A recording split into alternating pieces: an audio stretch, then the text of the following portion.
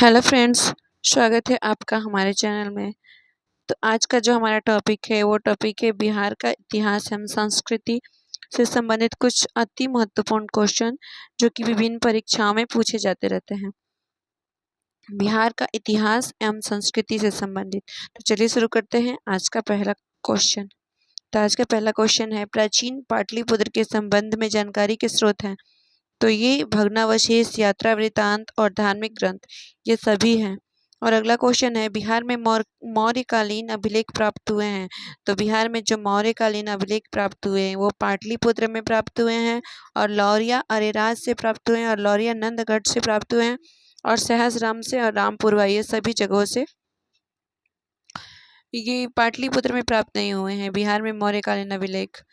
और अगला क्वेश्चन है, अशोक का लघु शिलालेख फर्स्ट प्राप्त हुआ है। तो ये सहसराम से प्राप्त हुआ है। और बिहार से प्राप्त मौर्यकालीन अभिलेखों की भाषा है तो ये प्राकृत भाषा है। बिहार से प्राप्त मौर्यकालीन अभिलेखों की लिपि है तो ये ब्राह्मी लिपि है। और बिहार में धातु प्रस्तर युगीन अवशेष मिले हैं तो ये चिरांद, छपरा से, चेजर, वैशाली एवं सोनपुर से, मनेर से सभी से मिले हैं। और बिहार में नवादा जिला के अपसट से प्राप्त अभिलेख में किस राजवंश के बारे में जानकारी मिलती है। तो ये परवर्ती गुप्त वंश के बारे में जानकारी मिलती है। तो ये क्वेश्चन आपको कैसा लगा कमेंट में जरूर बताइएगा। और अगला जो क्वेश्चन है वो है, कौटिल्य के अर्थशास्त्र में किस पहलू पर प्रकाश डाला गया है। तो ये राजनीतिक नीतियां पर प्रकाश डाला गया है। और अगला क्वेश्चन, अपसट नवादा से प्राप्त एक मंदिर का भग्नावशेष प्राप्त हुआ है। इसके दीवारों पर कथा दृश्य अंकित है तो ये रामायण से है। और पूर्व ऐतिहासिक से संबंधित जो टॉपिक है उससे संबंधित भी कुछ क्वेश्चन है तो चलिए देखते हैं। बिहार में चिरांद, सारण एवं चेचर, वैशाली से किस युग के अवशेष प्राप्त हुए हैं। तो ये नौ प्रस्तर युग के अवशेष प्राप्त हुए हैं। और बिहार में ताम्र प्रस्तर युग के परवर्ती चरण के अवशेष कहाँ से प्राप्त हुए हैं। तो ये चिरांद, सारण, चेचर, सोनपुर, मनेर से प्राप्त हुए हैं। और अगला जो क्वेश्चन है वह, बिहार सहित पूर्वी भारत में आर्यों का आगमन हुआ था। तो अनुमानतः ये उत्तर वैदिक काल में हुआ था जो लगभग 800 ईस्वी पूर्व में था। और अगला क्वेश्चन, बिहार सहित पूर्वी भारत में आर्यों के विस्तार में सहायक था। तो ये लोहे का उपयोग सहायक था।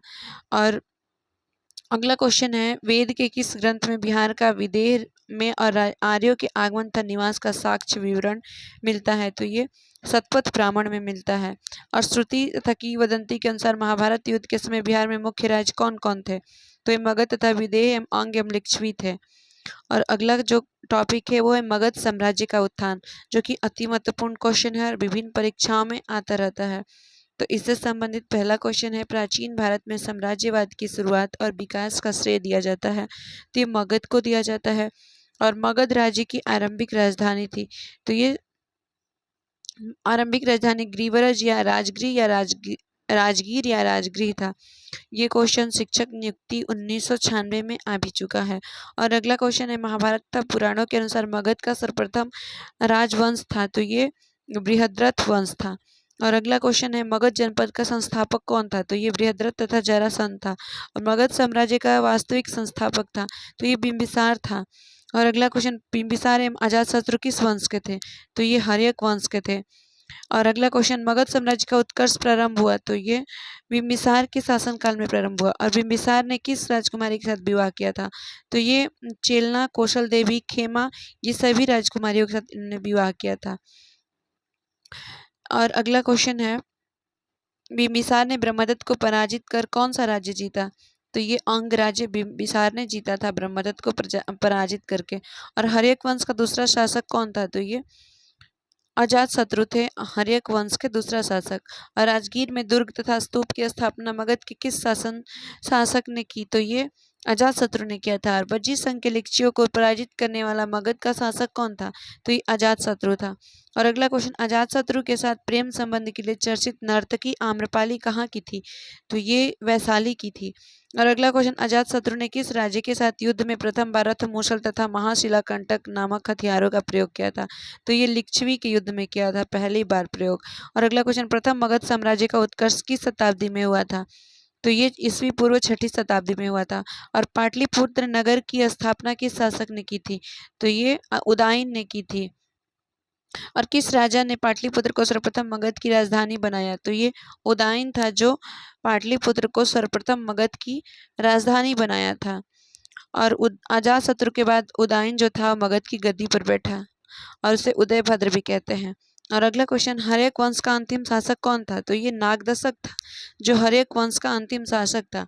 और अगला क्वेश्चन, हर्यक वंश के उपरांत मगध पर किस वंश की सत्ता स्थापित हुई थी? तो ये शिशुनाग वंश की सत्ता स्थापित हुई थी और इसके संस्थापक शिशुनाग ही थे। और अगला क्वेश्चन, सर्वप्रथम मगध के किस शासक ने गिरिव्रज राजगृह के अंतर्गत अतिरिक्त वैशाली को भी अपनी राजधानी बनाया था? तो ये शिशुनाग थे जो वैशाली को भी अपनी राजधानी बनाए थे। और अगला क्वेश्चन, किस शासक ने पाटलिपुत्र को पुनः राजधानी बनाया और तब से मगध साम्राज्य की राजधानी पाटलिपुत्र ही रही?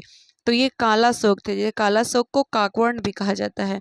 और अगला क्वेश्चन, द्वितीय बौद्ध संगीति का आयोजन किसके शासनकाल में हुआ था? तो ये कालाशोक के शासनकाल में हुआ था। और द्वितीय बौद्ध संगीति का आयोजन कहाँ हुआ था? तो ये वैशाली में हुआ था जो कि 383 ईस्वी पूर्व में हुआ था। और द्वितीय बौद्ध संगीति की अध्यक्षता किसने की थी? तो ये साप कमीर ने की थी। और अगला क्वेश्चन, नंद वंश का संस्थापक था? तो ये महापद्म नंद थे। और अगला क्वेश्चन, मगध के किस शासक को कली का अंश, परशुराम अवतार, क्षत्रियों का नाशक, सौर क्षत्रांतक, एक छत्र और एक राट कहा जाता है? तो ये महापद्म नंद को कहा जाता है। और अगला क्वेश्चन है, प्रथम बौद्ध संगीति का आयोजन किसके शासनकाल में हुआ था? तो ये अजातशत्रु के शासनकाल में हुआ था। और अगला क्वेश्चन, प्रथम बौद्ध संगीति का आयोजन कहाँ हुआ था? तो ये राजगृह गिरिव्रज में हुआ था। और प्रथम बौद्ध संगीति की अध्यक्षता किसने किया था? तो ये महाकश्यप ने किया था। और मगध साम्राज्य में कलिंग का विलय सर्वप्रथम किया गया था? तो ये महापद्म नंद ने किया था। और निम्नलिखित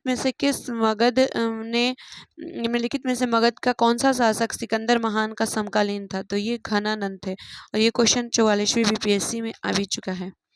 और अगला क्वेश्चन, निम्नलिखित में से किस राजा ने पाटलिपुत्र को बसाया था? तो ये उदयन था जो पाटलिपुत्र को बसाया था।